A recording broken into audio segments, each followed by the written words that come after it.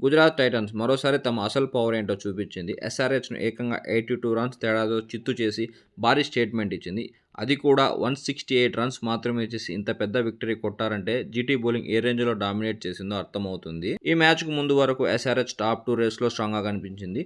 ఇంకో మ్యాచ్ గెలిస్తే play offs almost confirm అనుకున్నారు అందరూ. కానీ ఒక్క ఓటమితో మొత్తం సీన్ రివర్స్ అయిపోయింది. ముఖ్యంగా ఈ మ్యాచ్లో వాళ్ళ బ్యాటింగ్ అప్రోచ్ చాలా పూర్గా కనిపించింది. టాప్ ఆర్డర్ పూర్తిగా కూలిపోయింది. 20 ఓవర్లు ఆడలేక 14.5 ఓవర్లలోనే ఆలౌట్ కావడం అంటే పెద్ద షాక్ ఇక్కడ చూసుకుంటే. ఇప్పుడు ఎస్ఆర్హెచ్ ముందు బిగ్గెస్ట్ ఛాలెంజ్ ఏంటంటే ఈ భారీ పరాజయం నుంచి ఎలా కంబ్యాక్ అవుతారన్నది. పైగా నెక్స్ట్ మ్యాచ్ కూడా చాలా టఫ్. చెన్నై చెపాక్లో సిఎస్కేతో మ్యాచ్ ఉంది. ఆ గ్రౌండ్లో కూడా వాళ్ళకు మంచి రికార్డ్ అయితే లేదు.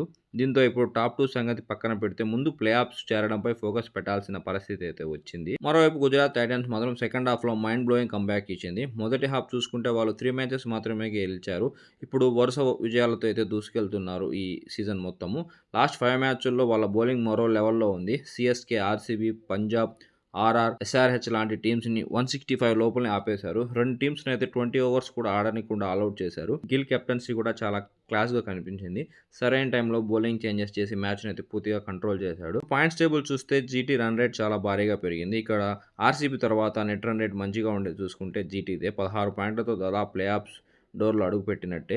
ఇక ఎస్ఆర్హెచ్ కథ ఏమవుతుందో చూడాలి. నెక్స్ట్ 2 మ్యాచ్ల్లో కనీసం ఒకటి గెలిచిందంటే అక్కడ రేస్లో ఉంటుంది. లేదంటే బయటికి వెళ్ళే ఛాన్స్ అయితే ఉంది ఇంత మంచిగా ఆడినా కానీ. సో ఈ మ్యాచ్ ఓడిపోవడానికి ఎస్ఆర్హెచ్ అన్ని విధాల అర్హులు. ఎందుకంటే స్టార్టింగ్లో వికెట్లు పడ్డా కానీ వాళ్ళకైతే కంబ్యాక్ ఇచ్చే ఛాన్స్ ఇచ్చారు జీటీ బ్యాట్స్మెన్. ముఖ్యంగా సాయి సుదర్శన్ తర్వాత వాషింగ్టన్ సుందర్. సో వాళ్ళిద్దరు కుదురుకున్నాక మంచి షాట్లు ఆడి ఇన్నింగ్స్ని అయితే బిల్డ్ చేసి అక్కడ 165 దాకా తీసుకెళ్లారు. సో అక్కడ ఉన్న వాళ్ళని ఒక 150 బిలోకున్న ఆల్అౌట్ చేసింటే ఇంకో రకంగా ఉండేది. సో ఎస్ఆర్హెచ్ బ్యాట్స్మెన్స్ కూడా చాలా తప్పు అయితే చేశారు. అదేంటంటే ఇక్కడ ఓడిపోయినా కానీ ఇంత పెద్ద మార్జిన్తో ఓడిపోకుండా ఉంటే బాగుండేది. అప్పుడు నెట్ రన్ రేట్ అనేది ఇంత నెగిటివ్గా రాకుండా ఉండొచ్చు. సో ఇక్కడ చూసుకుంటే దానికోసం వాళ్ళు 20 ఓవర్స్ దాకా ఆడింటే ఒక 10-20 రన్స్ తగ్గినా కానీ మంచిగా ఉండేది. సో అదైతే చేయలేకపోరు. దానివల్ల వీళ్ళ నెట్ రన్ రేట్ మీద కూడా మంచి ఇంపాక్ట్ అయితే పడింది. సో ఫ్యూచర్లో ఈ నెట్ రన్ రేట్ అనేది చాలా వరకు వీళ్ళకైతే నెగిటివ్గా మారే ఛాన్స్ అయితే ఉంది. చూడాలి ఏం జరుగుతుందో. Thanks for watching this video.